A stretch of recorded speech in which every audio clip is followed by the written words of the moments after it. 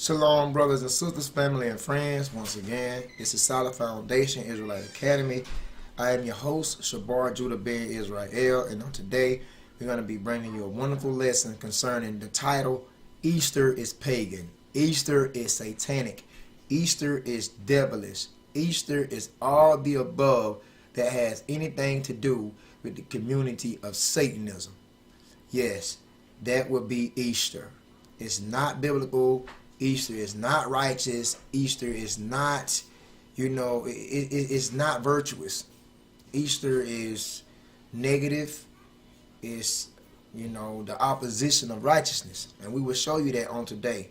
Before you brothers and sisters get offended, because a lot of our people, blacks, Hispanics, and Native Americans, which are the Israelites, according to the biblical prophecies, heritage, and bloodlines, a lot of our people are in these pagan churches, celebrating Easter this morning, okay? A lot of our people have gone to church, pagan Sunday, and are celebrating Easter out of ignorance. They don't know what's going on. So we're going to show you basically that Easter is the opposition of righteousness and that the Bible never tells any of you black, Hispanic, and Native Americans to bring forth this pagan event. So without further ado, we give double honors to the elders, salutations to the brothers that's preaching, teaching this truth in seasons, out of seasons, weeks in, weeks out, edifying the lost sheep, which are you blacks, Hispanics, Native Americans, being the house of Israel. And last but not least, we give all praises and glorification and due honor to Yahweh, Bahashem, Hamashiach, Yahweh Shai. So we're going to get straight into the lesson concerning pagan Easter. Okay, so let's start. Get your pens, your papers, whatever that's necessary for you to take notes. Okay, so as you can see here, these are documents that I have scanned. I have put certain books to the scanner, and I have scanned certain books that I recommend you blacks, Hispanics, and Native Americans to purchase. Get these books, okay, before the prices go up on these books. The first book I want to be coming from will be Into Egypt Again with Ships, a message to the forgotten Israelites, which are you blacks, Hispanics, and Native Americans. Okay.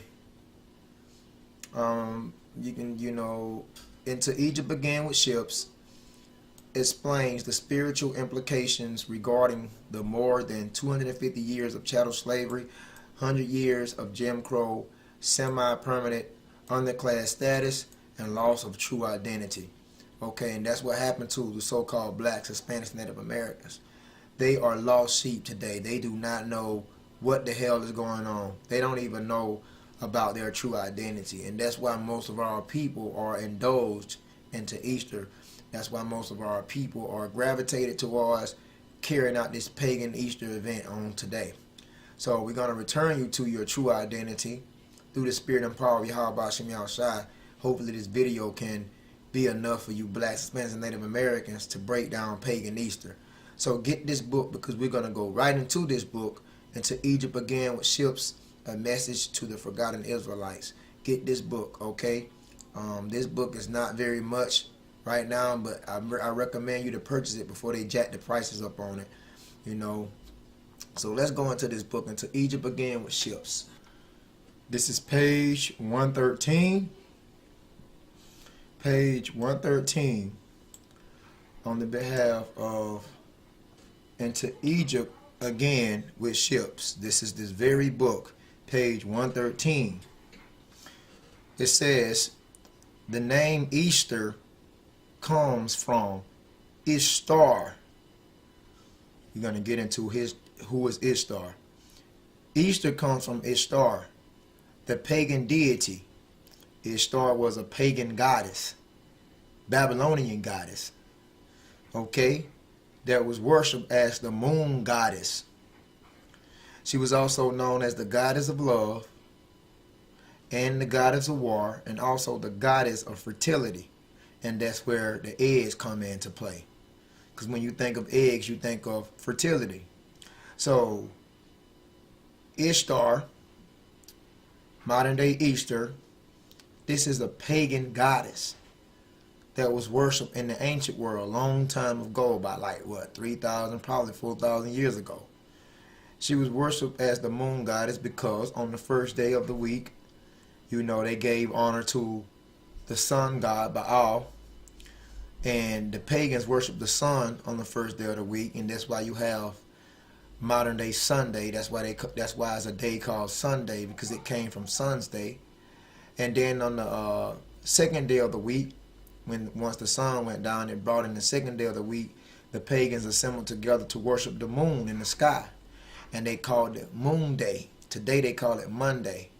Now, what was that moon they was worshiping in the sky? They was worshiping the moon because it was in reference to Ishtar, which was known as the moon goddess, and that's where you get Monday from. It was back in the ancient world. It was called Moon Day, and on Moon Day they gave praise and honor, the pagans did, to Ishtar, which is modern day Easter.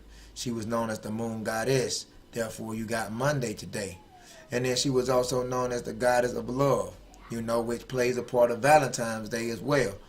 You see, and it says, and the goddess of war and the goddess of fertility, and that's where Easter comes in with the eggs. You see that? And says she was also known as the Queen of Heaven, which the book of Jeremiah speaks of. So this is not a joke. This is true. Easter comes from a Babylonian goddess by the name of Ishtar. Now let me show you what I'm talking about. I scanned this as well. You can find this online. I scanned it. Now, you see where it says Ishtar? That's Babylonian dialect. So today we say Easter in English. If you was to say Easter in the Babylonian dialect, the Babylonian tongue, you would say Ishtar.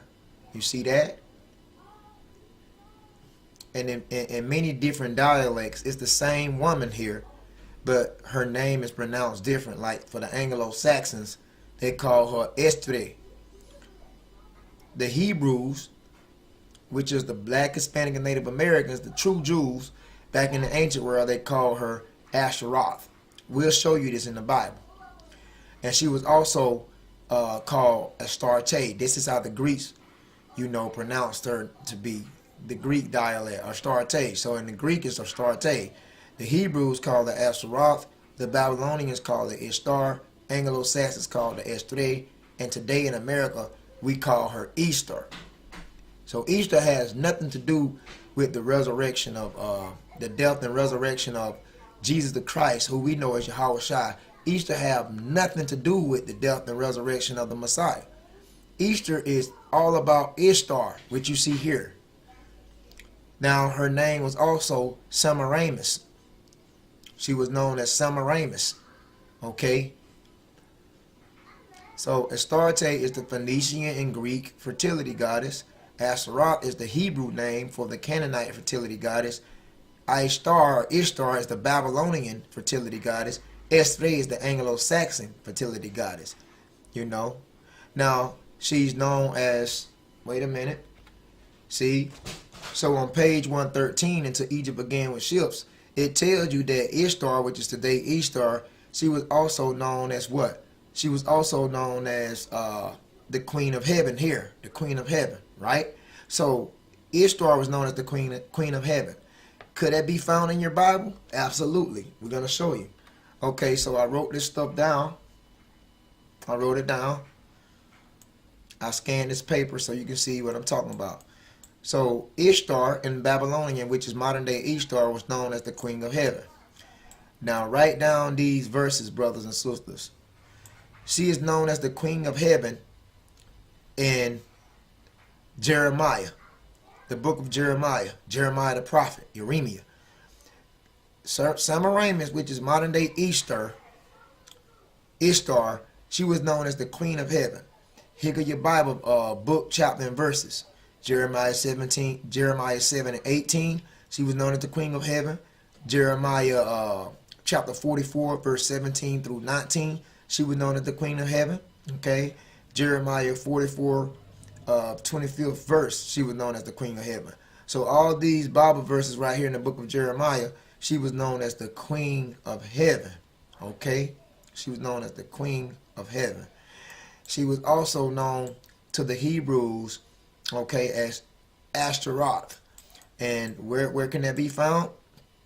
Show you all the book, chapter, and verses in the Bible. She was known as Ashtaroth. She was known as Ashtaroth to the Hebrews in 1 Kings 11 and 5, 1 Kings 11 and 33, 2 Kings 23 and 13. She was known as Ashtaroth or Ashtoreth. Also in Judges 2:13, Judges 10 and 6, 1 Samuel, okay? 1 Samuel chapter 7, verses 3 through 4, and 1 Samuel chapter 12, verse 10. So she was known as Ashtaroth, 1st and 2nd Kings, also in the book of Judges, and also in the books of 1 Samuel. So this is all the book, chapter, and verses where she's known as Ashtaroth. Okay, all the book, chapter, and verses where she was known as Ashtaroth. This is all the book, chapter, and verses where she was known as the Queen of Heaven, which is in Jeremiah. Now, she's also known as Diana.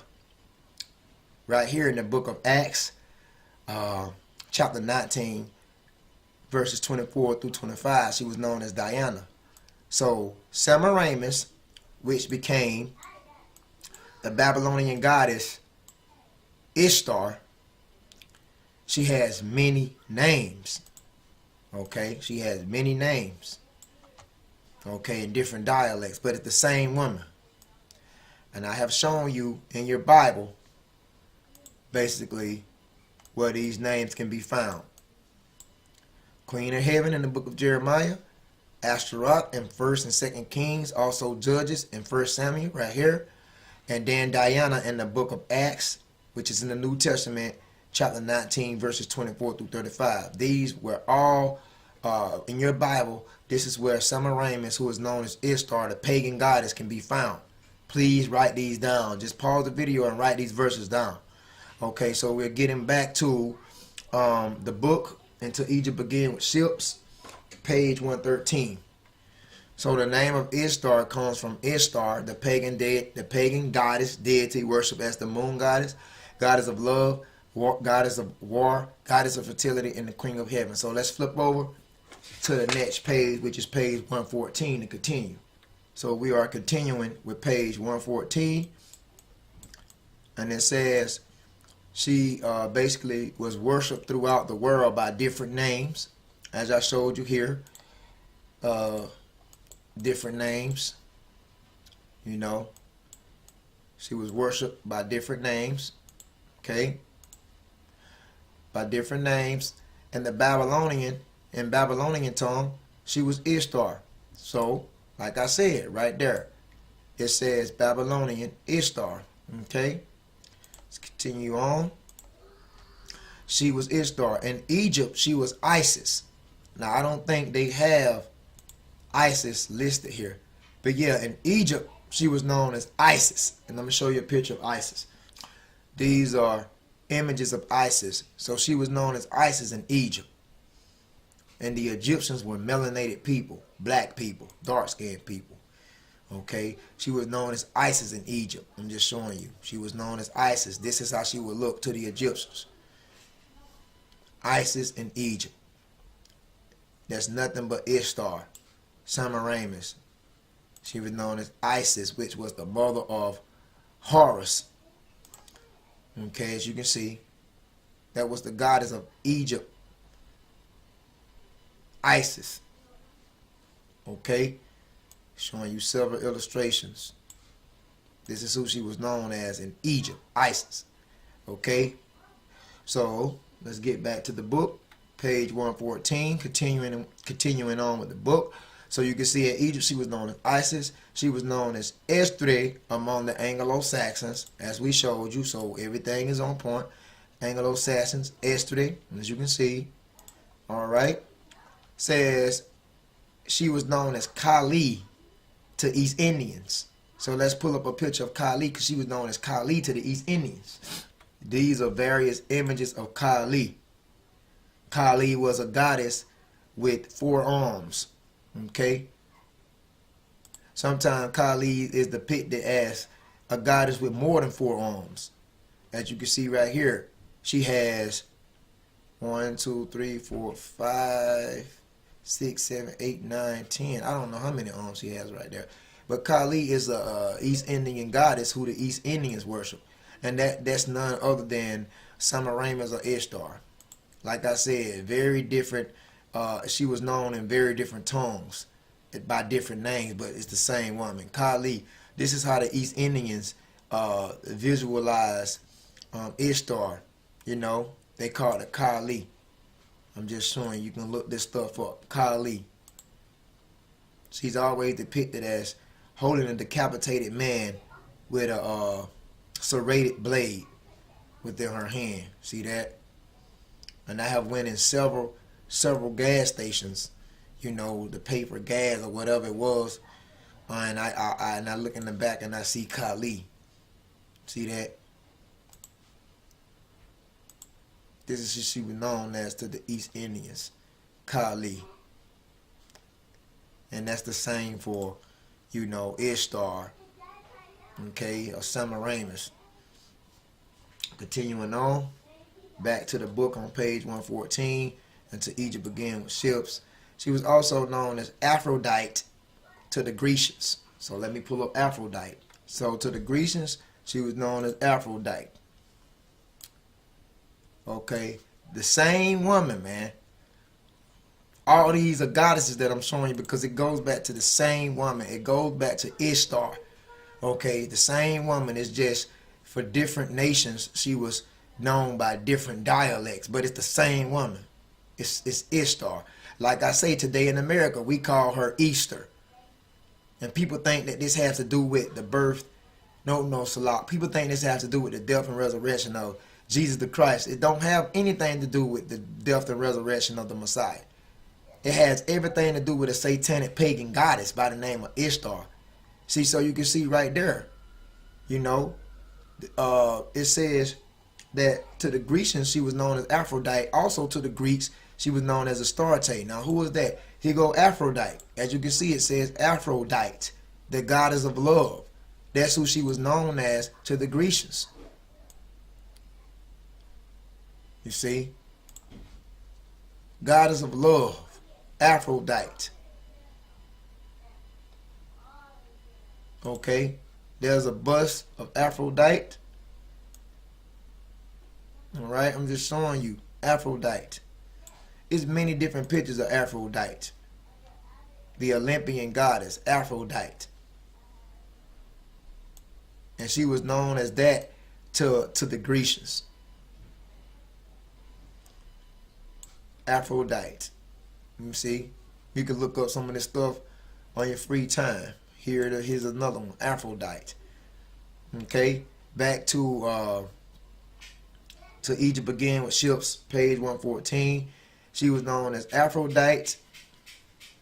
In Greece, also known as Astarte. So the Grecians called her Aphrodite, and they called her Astarte, and that's why you see right here it says Greek Astarte, because they called her Aphrodite and Astarte. So let's type in Astarte, okay? Because we looked at Aphrodite already. So she was known as the Grecians as Aphrodite and Astarte. And that's where you get aphrodisiac. The term aphrodisiac comes from Aphrodite. So let's look at Astarte now, because she was known as Astarte also to the Grecians. You know? Astarte to the Grecians. So you can see Astarte. She was known as that to the Grecians. So you can see right there it says Astarte. Astarte. Okay? Different images of Astarte. The great goddess Astarte. Many different images of Astarte. Okay. This is what you're celebrating on Easter. You're giving praise and honor and glorification to ancient pagan goddess that you thinking that you are celebrating the death and resurrection of Christ. You don't have a damn clue what's going on. Okay? This is Astarte, which goes back to Ishtar, Babylonian goddess. She has different names. And today we call her Easter. You see? That's why it's good to know what's going on, because I'm going to show you something in the Bible. According to Hosea, it says that we perish for the lack of knowledge, blacks, Hispanics, Native Americans. This is Hosea 4:6, King James. My people are destroyed. Now, when the Most High says his people, that is the Israelites, the blacks, Hispanics, and Native Americans today that don't know they Israelites. It says, my people are destroyed for the lack of knowledge, because very little of our people, blacks, Hispanics, and Native Americans, they don't know nothing about Easter going back to a Babylonian goddess, a satanic Babylonian goddess. They don't know anything about Easter going back to a satanic goddess of Babylon. They just been led to believe that Easter is based on the death and resurrection of the Messiah, but they don't have a damn clue what's going on. And that's why the scripture says this. My people are destroyed for the lack of knowledge, because a lot of those churches are filled up today, man. Okay? You see, a lot of these churches don't know they hand from their ass, man. Because they don't know who they are, the Israelites, man. So they perish for the lack of knowledge. Because they're talking about a resurrection Sunday. If Christ died on Good Friday and supposedly resurrected on Sunday, that's not 3 days and 3 nights, because the Bible says that he shall be in the heart of the earth 3 days and 3 nights after his death. From Good Friday to Sunday resurrection, that's not 3 days and 3 nights, man. You can look it up. It's not 3 days and 3 nights. There's no way you can get 3 days and 3 nights from Good Friday to Sunday. That's just like basically 1 day and 2 nights. If you count, even if you count the resurrection on Sunday, that's 2 days and 2 nights. It's not 3 days and 3 nights like the Bible said. The Son of Man shall be in the heart of the earth 3 days and 3 nights. You can't get that from Good Friday to Sunday. And the Bible sure as hell don't support Easter. So these churches, man, a lot of our people are going to these graveyards. I call these churches graveyards. And they don't know, man, what's going on. And they not trying to figure out. And therefore they perish, you know, for the lack of knowledge, because thou hast rejected knowledge. When we try to edify our people, blacks, Hispanics, and Native Americans, they tell us to get the hell on. That we don't know what we're talking about. That basically we cannot edify them, you know, and we don't know what we're talking about. And that's them rejecting knowledge. You see, so I will also reject thee, that thou shalt be no priest to me, saying that thou hast forgotten the law of God. It says that we have forgotten the law of thy God. But it means your God. It's talking about Israel. You Israelites. The Most High is your God. And we have what? We have forgotten his laws, because we have traded out his laws for, you know what? Pagan Easter, man. Pagan Easter Sunday. When we as Israelites don't even supposed to keep this period. We supposed to be keeping the Passover. But we have traded Passover for pagan ass Easter Sunday. And that's why we have forgotten thy law. Because we don't know who we are. I will also forget thy children. Okay? Now watch this. This what happened to us. This what happened to the Israelites as a people when we disobeyed the commandments of God. Deuteronomy 32:26. I said I would scatter them in the corners.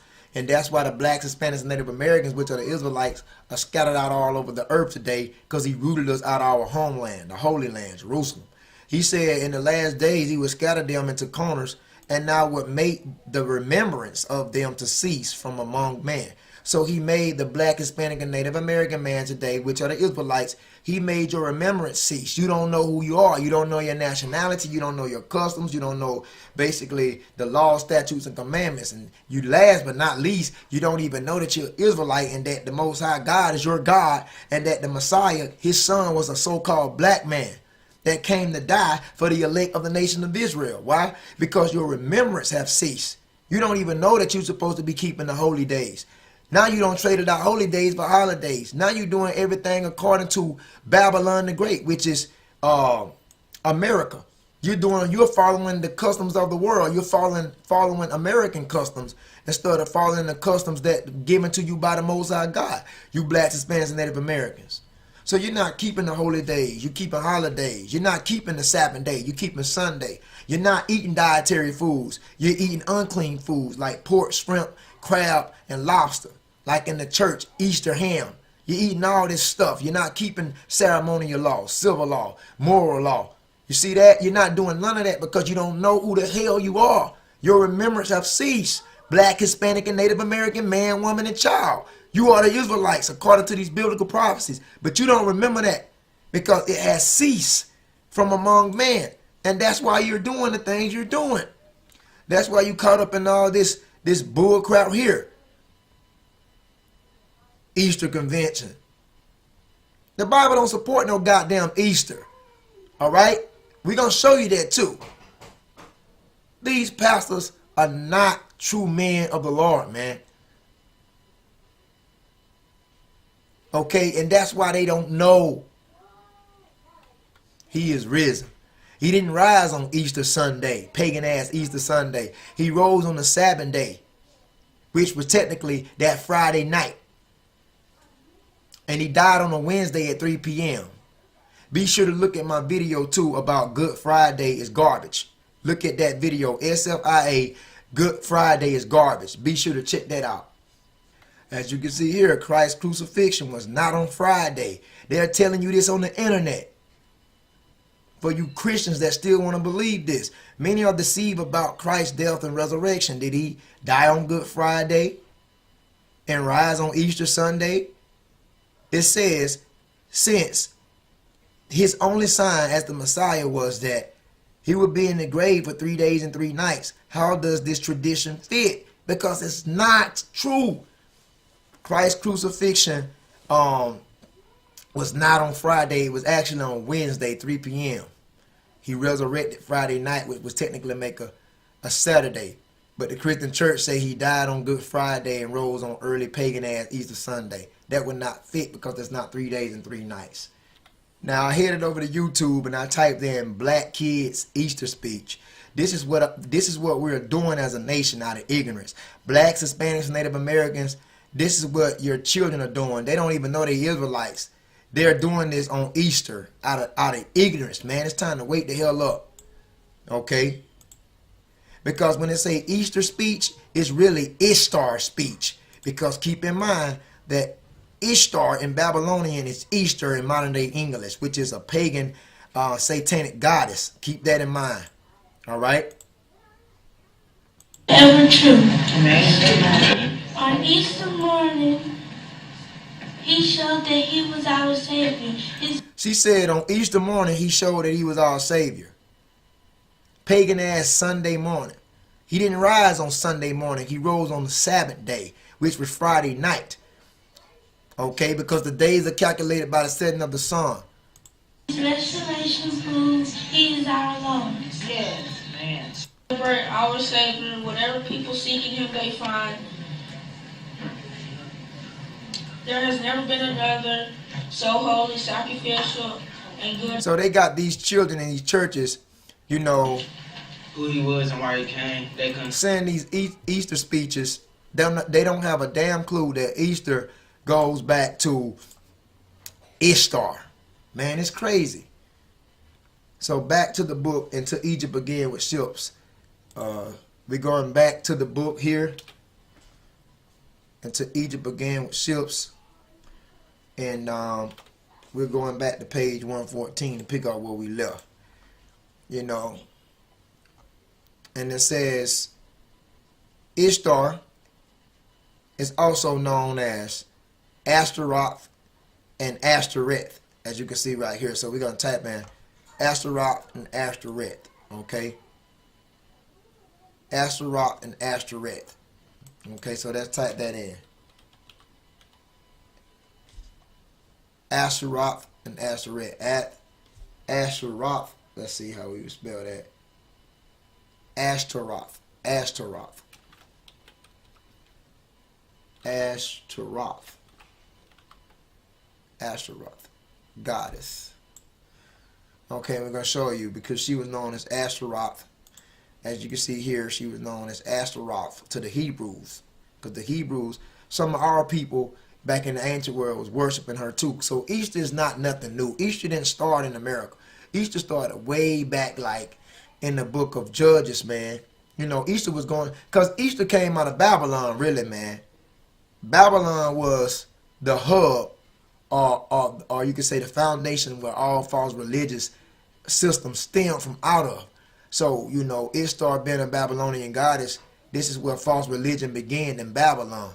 You know what I'm saying? And then it made its way into this modern day society. So back in the day, you know, we as Hebrews, our people was following this garbage too.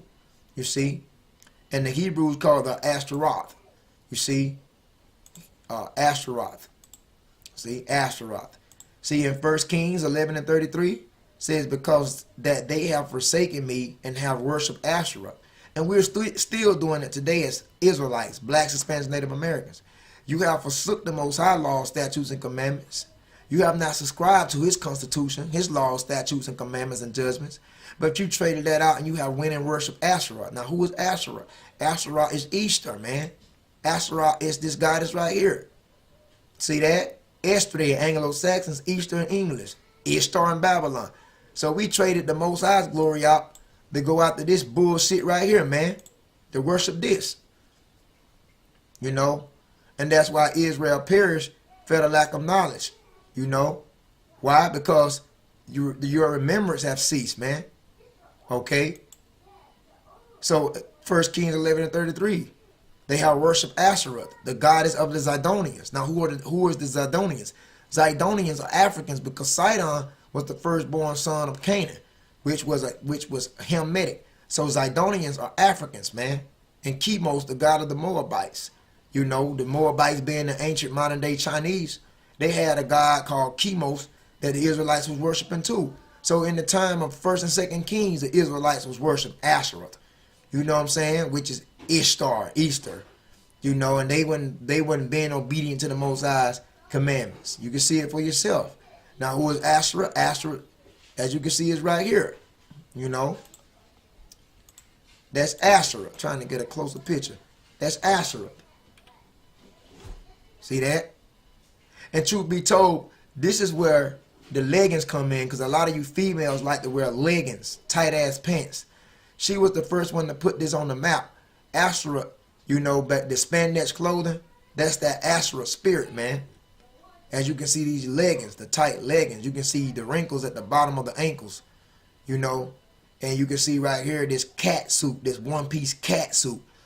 This is where the tight fitted leggings, the spandex clothing comes in after the philosophies, traditions of Asherah, you know, which our blacks, Hispanics, and Native American women have taken upon that damn Asherah spirit, man. Or you can say Ishtar spirit, or Easter spirit, man. Okay? Back to page 114. Until Egypt began with ships. Okay, so you can see right there it says, according to the Babylonian legend, this goddess came from heaven. This is according to the Babylonian legend, according to the Babylonian historical accounts. The Babylonians believe that this goddess Asherah, as you can see, they believe that, you know, Ishtar, Esther, Easter in English, Asherah to the Hebrews, or Astarte, or Aphrodite to the Greeks. They believe, the Babylonians believe, this woman here, 4,000 years ago, or 3 to 4,000 years ago, they actually believe, according to Babylonian legends, that this goddess came from heaven in an egg and landed in the Euphrates River. Her descent supposedly occurred on the first Sunday. Now, when is the first Sunday? Easter, man. And that's why they call it Easter Sunday, because they call it Ishtar Sunday. So supposedly this happened on the first Sunday that she, you know, came from heaven in an egg and landed in the Euphrates River. This happened supposedly on the first Sunday after the spring equinox, after springtime. The egg was hatched by a bird. So supposedly they believe that this, after the egg was pushed to a shore, you know, the egg was hatched by a flying dove that came upon the egg, sat upon the egg, and the egg was hatched, which Ishtar turned into an egg. When the egg was hatched, says Ishtar turned into an egg-laying hare.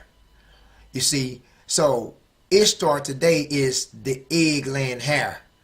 So when you're talking about Easter bunnies, that's Ishtar. Ishtar is in the skies of your egg-laying hare. Just like you see here, We showed you that. We showed you also several images of Ishtar and how many in several depictions how she looked. Like to the Greeks, I meant to the Hebrews, she was known as Ashtaroth or Ashtoreth, and then we showed you to the Greeks, she was known as Astarte, an Aphrodite. We also showed you to the who else? To the Egyptians, she was known as Isis, and many other pictures we showed you. To the Americas, to the American today in America, she's known as the egg-laying hare. She's known as the bunny, man. Let me show you. The Easter rabbit. Okay. See, so today, you know, people talking about Easter rabbit and eggs, they don't have no idea today that Ishtar is in the disguise of your Easter rabbit. So when you're talking about Easter rabbit, Easter bunnies, and all this bullshit, when you're talking about that, you're talking about basically Ishtar, because it says the egg was hatched. Supposedly, that's what the Babylonians believe, that this egg that fell from the moon, right? That fell from heaven, fell from a moon, fell from the moon and landed in the Euphrates River. This egg was hatched by a bird, which Ishtar turned into an egg-laying hare. So Ishtar, supposedly to the Babylonians, turned into an egg-laying hare. So who is the rabbit today on the behalf of Easter? It's Ishtar. So when they say Easter egg, that's talking about Ishtar's egg. Okay? When they say Easter speech, Ishtar speech. Easter Sunday, Ishtar Sunday. Okay? Because on Ishtar Sunday, according to Babylonian legend, on Ishtar Sunday, on the first Sunday after the spring equinox, supposedly all this took place. You see, about her falling from heaven in an egg and landing in the Euphrates River. All this happened on the first Sunday, as you can see. Now, what is the first Sunday? Easter. So that's telling you that this day became Ishtar Sunday. Don't have a damn thing to do with the death and resurrection of the Messiah. So you can believe that all you want, but I'm showing you what it is. So your little bunny today, that you and your children highly esteem, those eggs that your children are picking up concerning the Easter egg hunts, you know, that they have after these pagan-ass Christian ceremonies. All this is in reference to Ishtar. She's your bunny in the skies today. And I'm showing you the truth right before your very eyes. The egg was hatched by a bird, which Ishtar turned into an egg-laying hare. Now watch this. The remnants of the pagan worship surrounding Easter are quite evident today. The ancient times, basically in ancient times, rituals was done in recognition of this pagan goddess, including sacrifice of young children. You see, they sacrificed young children, and after they would kill those young infants, their blood was used to dye Ishtar's moon egg. So after they would sacrifice these children in the ancient world, okay, they would cut these children up, sacrifice these little infants, and they would take the children's blood and dip those eggs into their blood. And that's where today you get the dyeing of the eggs from, when they dye the eggs. Okay, I'm just showing you the truth. You see, so their sacred blood was used to dye Ishtar's moon egg. This is where the tradition of having children to dye eggs generally stems from today. You can believe me or not. You can believe me or not. This way it generally stems from today, of course, without the sacrifice of a child. So there's no longer sacrificing children anymore, but it's telling you where the dyeing of the egg stems from. It went back in ancient times. It was like humanistic, human rituals, child rituals that was done in the remembrance and honor of this pagan goddess, Ishtar. They would sacrifice children in honor of this pagan goddess, Ishtar. Hat those little children up, those infants up, take those children, infants' blood, and they would take the eggs and dip Ishtar's eggs into the children's blood. And this is where the dyeing of the eggs today comes from. Just not including the child sacrifice anymore. Throughout history, among pagans, the egg has symbolized fertility. So that's why on Easter, they promote it with lots of eggs. because it's the fertility of Ishtar. She was known as the goddess of fertility. Did we not go over that? Yes, we went over that. Okay, as you can see right here, Astarte was another name for Ishtar. It's the Phoenician and Greek goddess of fertility. So that's where your eggs symbolize fertility, with Ishtar being the bunny rabbit in the skies. We're not making it up. And this is on page 114, until Egypt began with ships. So the egg has symbolized fertility. The hare or bunny, as well as the chick, also represents fecundity. It is no coincidence that these are the main symbols associated with Easter, a totally pagan holiday. Wow.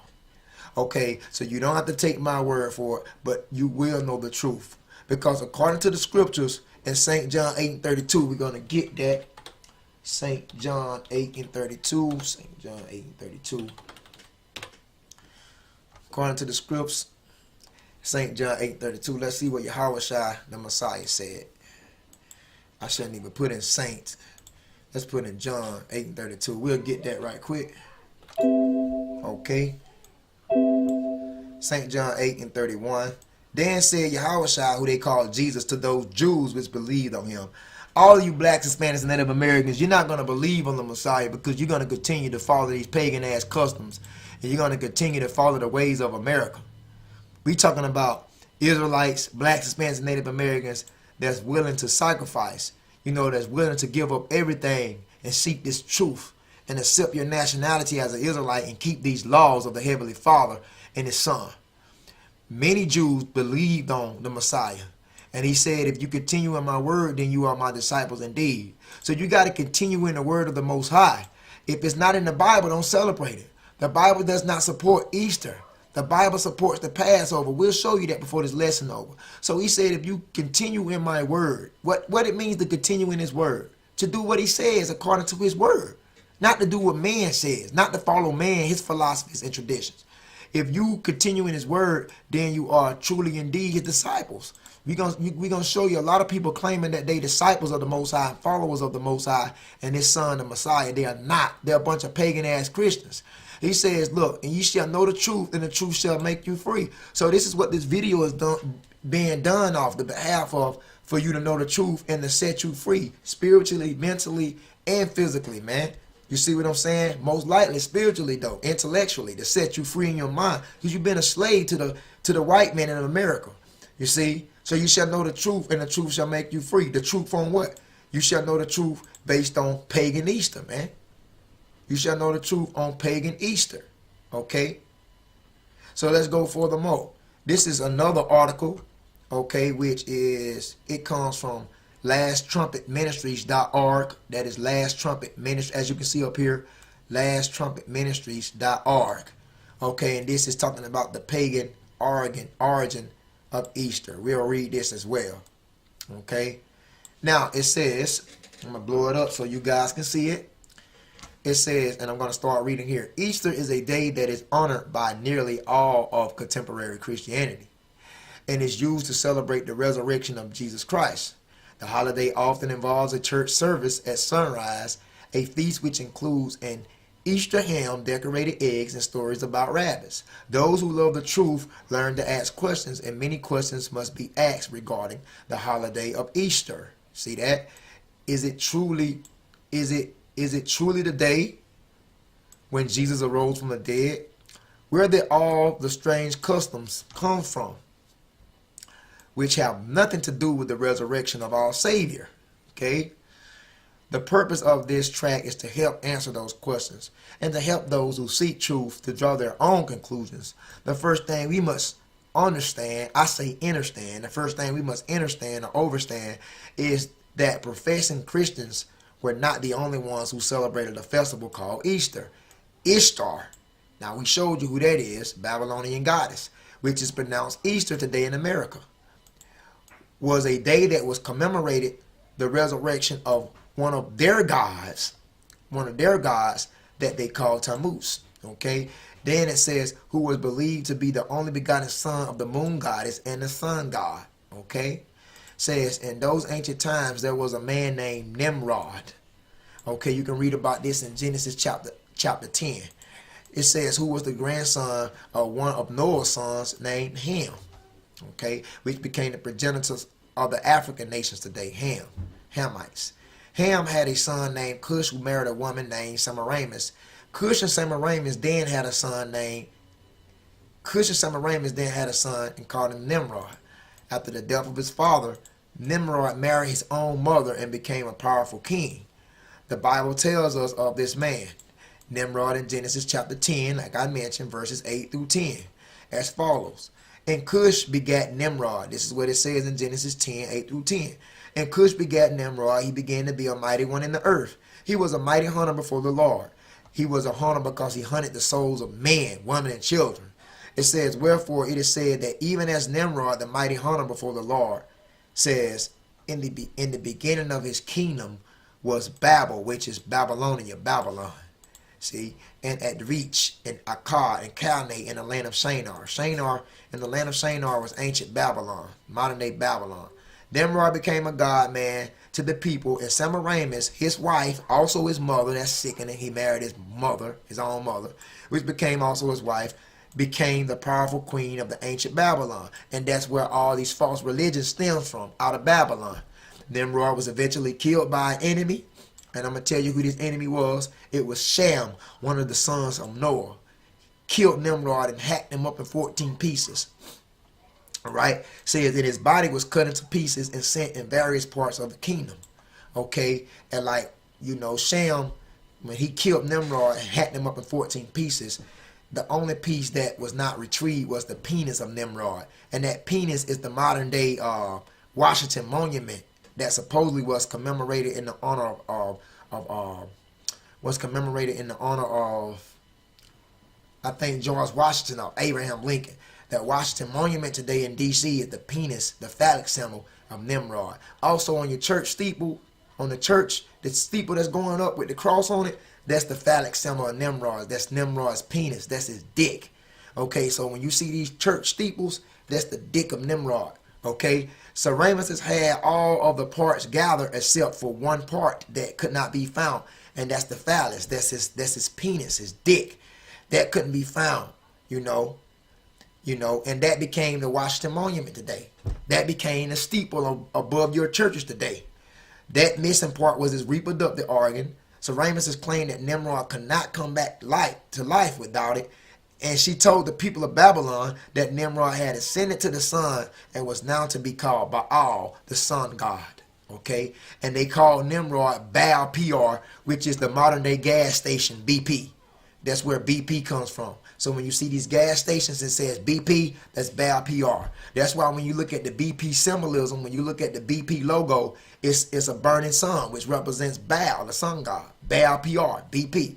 So Queen Semiramis has also proclaimed that Baal would be present on earth in the form of a flame, rather a candle or lamp when used in worship. Semiramis was creating a mystery religion, and with the help of Satan, she set herself up as a goddess. And ancient Babylon is the hub, the foundation where all false religions and denominations stems from. Okay? Semiramis claimed that she was immaculately conceived. Now keep in mind, Semiramis was called Semiramis before she was called Ishtar. So Semiramis claimed that she was immaculately conceived. And that's what they push in Christianity with the virgin birth. We know that Virgin Mary was immaculately conceived. We know that Miriam, which is a real name on the behalf of Virgin Mary, Miriam, which was a so-called black woman, okay, we know that she actually became pregnant by the sperm cell of Joseph. We don't believe in no goddamn immaculate conception, because that goes back to the doctrines of Semiramis. Semiramis claimed that she was immaculately conceived. See that? And that and that she conceived the child. That's what pagan Christians believe. But we as Hebrew Israelites, we believe that not Mary, but Miriam being her real name, was a black woman. She biologically conceived through the sperm cell of Joseph. That the Messiah, who you call Jesus Christ, was biologically conceived. He was not immaculately conceived. And the scriptures tells you that. That's another story within itself. She taught that the moon was a goddess that went through a 28-day cycle and ovulated when full, because a woman period is a woman period, which you call her menstrual cycle. When a woman comes on her period, basically, every 28 days a woman eventually comes on her period, and that's in sync with the cycles of the moon. okay? Because the moon also is a representation of the period of a woman. That's another lesson within itself too. But Semiramis taught that the moon was a goddess, and she said that it went through a 28-day cycle and it ovulated when full. She further claimed that she came down from the moon in a giant moon egg and landed in the Euphrates River, just like the book said, into Egypt again with ships dealing with pagan Easter. So this goddess Semiramis claimed that she came from the moon in a giant moon egg, fell in the Euphrates River, and this was to happen at the time of the first full moon after the spring equinox, basically after springtime, basically on the first Sunday, which became pagan Easter. Semiramis became known as Ishtar, which is pronounced Easter. So your Easter Sunday is based on the worship of Semiramis, which is Ishtar, which is they call it Easter today. Wake up, black people. And her moon egg became known as Ishtar's egg. So her moon egg became an Ishtar egg. You blacks, Hispanics, and Native Americans got your children running around the churchyard finding these damn Easter eggs. That is Ishtar's egg. That's pagan worship. Ishtar soon became pregnant and claimed that it was the rays of the sun god Baal that caused her to conceive. Really, Ishtar slept with one of the priests of Nimrod to conceive. Ishtar slept with one of the priests of Nimrod to get her child, but she told a lie to the people of Chaldea. She told a lie to the ancient Sumerians that the sun rays caused her to conceive. See, this sounds a lot like the damn Christianity virgin birth. You see that? The son that she brought forth name was Tammuz, and like I said, it just goes on and on, man. But to make a long story short, I'm not going to read the whole entire article. I'm just picking out pagan Easter. You know what I'm saying? Because when it goes into Tammuz, it goes into like Christmas, pagan Christmas. But I'm going to stay on the pagan Easter topic. You know what I'm saying? So, yeah. You can read the rest of this article for yourself. But let's skip through some of this article for the sake of time. Okay, let's start from right here. The truth is that Easter has nothing whatsoever to do with the resurrection of our Lord Yahushua, who the people ignorantly call Jesus Christ. We also know that Easter can be as much as 3 weeks away from the Passover, because the pagan holiday is also set as the first Sunday after the first full moon after spring equinox. And it says, somehow wonder why the word Easter is in the King James Bible. Because when you turn to Acts chapter 12, you're going to begin to discover Easter. It's because in Acts chapter 12, it tells us that it was the evil king Herod, which was an Edomite, so-called white man, who was planning to celebrate Easter he was planning to celebrate Easter and not the Christians, basically. So, it says that the true Passover, it says, and pagan Easter sometimes coincide. So we're supposed to celebrate the Passover, not Easter. And I'll show you that in Acts 12. Y'all just hold your horses. I'm going to show you the breakdown of Acts 12. So Passover and Easter sometimes coincide. But in some years, they are a great distance apart. So much more could be said, and we have much more information for you if you are a seeker of truth. We know that the Bible tells us in John 4:24, God is spirit, and they that worship him must worship him in spirit and truth. The truth is that the 40 days of Lent, eggs, rabbit, hot cross buns, and Easter ham have everything to do with ancient pagan religion of Mystery Babylon. You see that? These are Antichrist activities. Satan is a master deceiver and has filled the lives of well-meaning, professing Christians with idolatry. It says these things bring the wrath of God upon the children of disobedience, who try to make pagan customs of Baal worship, who try to make it the truth, basically. Because we don't deal with Christianity. We are the Jews. You must answer for your activities and for what you teach your children, like pagan-ass Easter, which is a fable, far from the truth. These customs of Easter honor Baal, who is also Satan, and is still worshipped as the rising sun, and his house is the house of the rising sun. How many churches have sunrise services on Easter Day and face the rising sun in the east? How many will use colored eggs and rabbit stories as they did in ancient Babylon? These things are a joke. Well, basically, these things are no joke. Sorry. These things are no joke, and any more than Judgment Day is a joke. So I pray to God that this track will cause you to search for truth. You see that? We will be glad to help you by providing more information and by praying for you. These are the last days. Truly it's true. These are the last days, and it's time to repent and come out and be separate. And this is for you blacks, Hispanics, and Native Americans, because you was called to be a holy nation. And this is by David J. Mayer. And you can see, man, you can just head over to this lasttrumpetministry.org and read this article for yourself on the behalf of Pagan Easter. I don't want this video to be no longer than an hour, so I'm going to try to skip through it as fast as possible to edify you in the nick of time.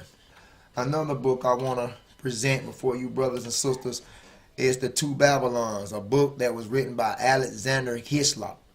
And it's called The Two Babylons.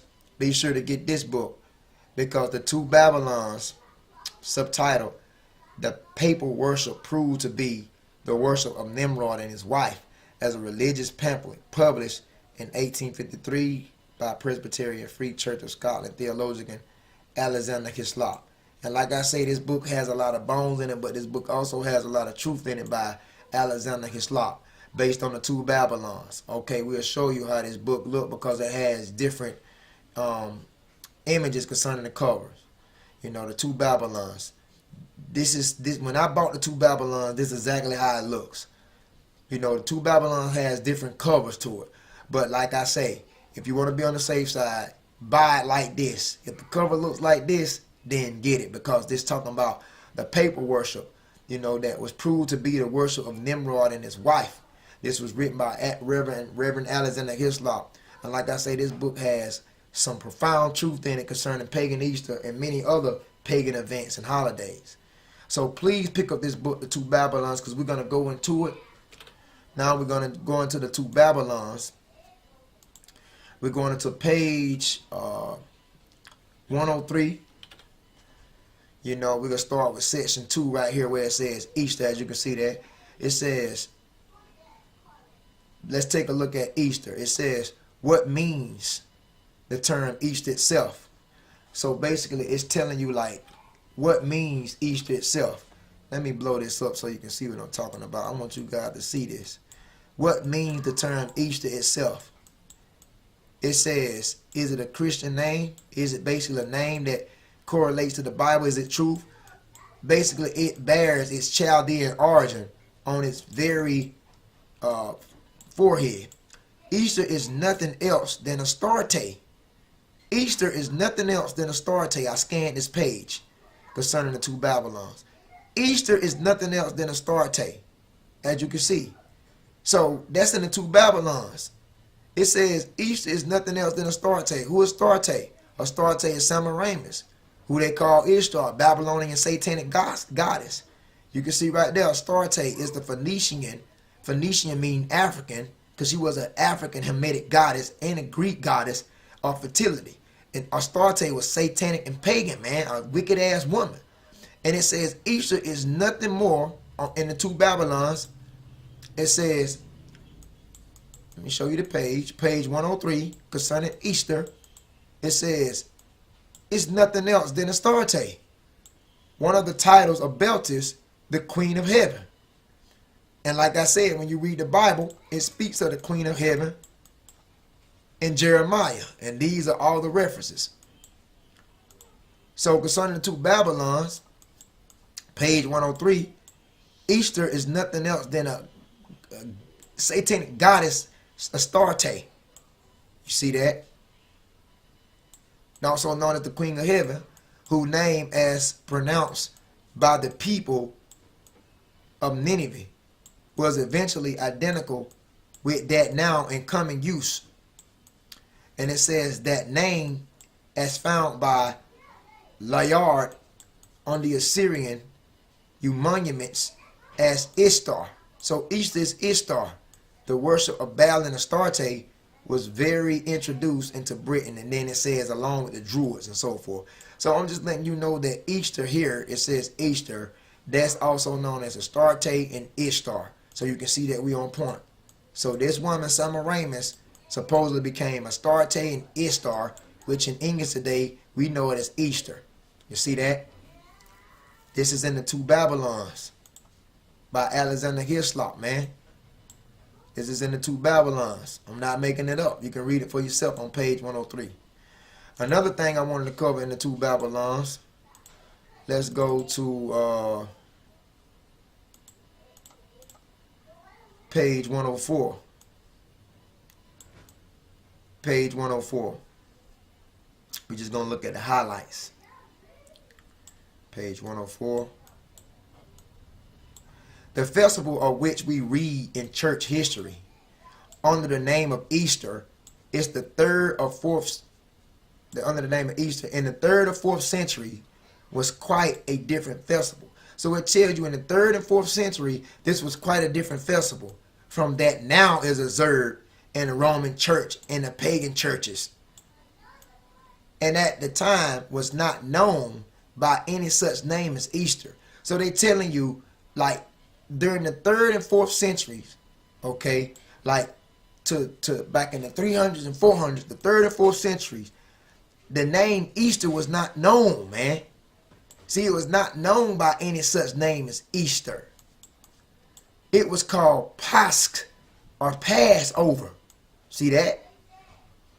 It said, and thought not of apostle institution, and was very early observed by many professing Christians.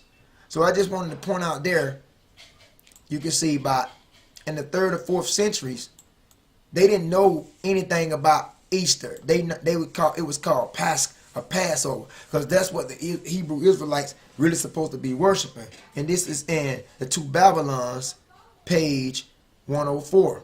Page 104. So let's skip over to page 105 and let's look at page 105.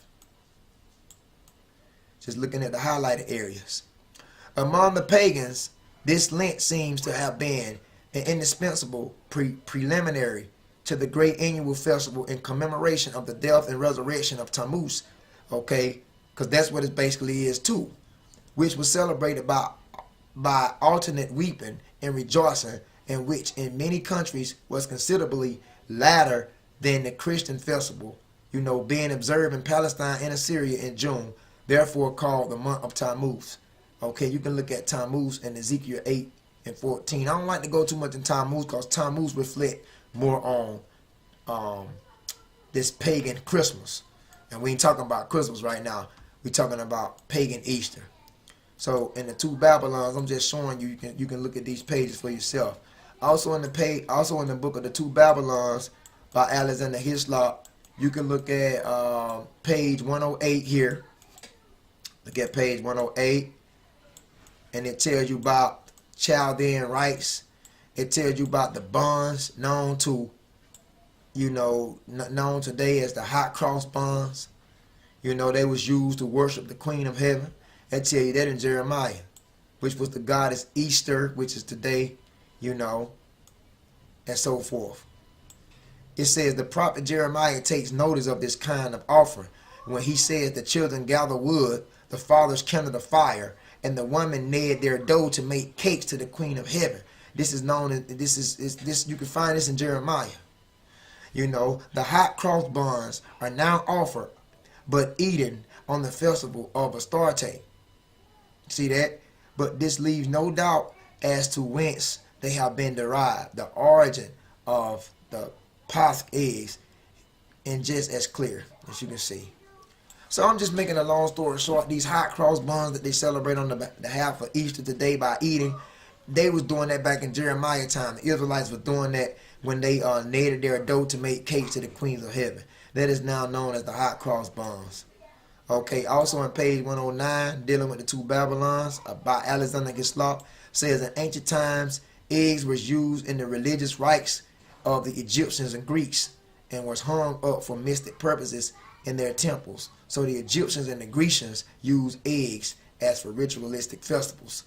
You know, right here in the highlighted area and the pink area, it says an egg of wondrous size is said to have fallen from heaven.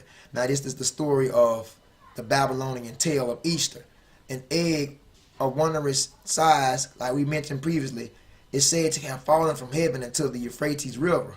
The fishes rolled it to the bank where the doves had set upon it and hatched it, and out came Venus, which was another name for Ishtar, who afterwards was called the Syrian goddess, that is Astarte, which are Ishtar. Hence, the egg became one of the symbols of Astarte, or Easter. And accordingly, in Cyprus, it says, one of the chosen seats of the worship of Venus are Astarte. The egg of wondrous size was represented on a grand scale. The occult meaning of this mystic egg of Astarte, it says, and so forth. Page 109 and the two Babylons. Like I say, forgive me if I'm rushing through it, but we're going to look at the bottom part. So it says the occult meaning of this mystic egg of Astarte and its aspects, for it had a twofold significance, and so forth. So it says the sacred egg of paganism, as already indicated on page 108, is well known as the mundane egg. This is the egg in which, was set up. The whole earth was. That's going back into something else. But I'm just trying to pick out the pinpoints and the pagan aspects of Easter. When you begin to look at a movie, brothers and sisters, when you begin to look at a movie and this comes up and says Columbia Pictures, a Sony Pictures Entertainment Company, when that woman comes up, I just want you to know that woman is Ishtar. That woman is Semiramis. That woman is that Babylonian goddess that they still highly esteem in America today when you watch your movies, okay? That's the same woman here. So you can see how the America, pagan ass country, or corporation should I say, they keep this legend alive, man. And they try to push this on you blacks, Hispanics, and Native Americans in so many ways. So when you view a video and you see it's Columbia Pictures and this pops up here, that's Semiramis, that's Ishtar, that's Easter. That's that pagan goddess that they highly esteem to this very day. I just want to put that out before you if you didn't know that. That's the same as her. All right, we're going to move on.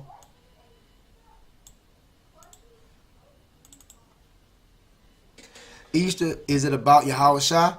No, Easter is an ancient pagan festival of worship to the Virgin Mother Goddess, Semiramis, or known as Ishtar, who is said to have come to earth in a moon egg, or Ishtar's egg. Easter eggs, Easter bunnies, Lent, and etc. are all from Babylonian, the true origin of Christianity. See what I'm saying? We're just showing you many different takes that I scanned. This is the goddess Ishtar. Many pagans believe she is the real reason behind Easter. She is a Babylonian fertility goddess who was resurrected from death in the spring. Her consort was a hare, and her symbol was an egg, which symbolized fertility. This is the reason we give eggs on Easter and the origin of the Easter bunny. She has also been known by other names in history to the Anglo-Saxons as Astarte, in Norse Istre, in Hebrew Asherah, and in the Greek as Astarte. Keep in mind this too, brothers and sisters. This is Isis or Juno by the Romans, wife of Zeus. Also, the Statue of Liberty is thought to be the statue of Ishtar. That same woman is Lady Liberty today. Same woman here. Because they keep this pagan ass ritual alive in America today. They don't want this Satanism to die. Okay. And like I say, we went over that. So we pretty much have covered everything on the behalf of Pagan Easter. This video has been like approximately like an hour and eight minutes. So I covered basically, the primary things of Easter. I know this video is very long, but it's for your edification. On the behalf of Solid Foundation Israelite Academy, please like, comment, and subscribe. Brothers and sisters, share this knowledge, share this truth, man. We have to wake up as the nation of Israel. We have to wake up, brothers and sisters. Now it's high time to rise up out of sleep. Let me get that verse before I close out. This is Romans 13:11. Romans 13:11.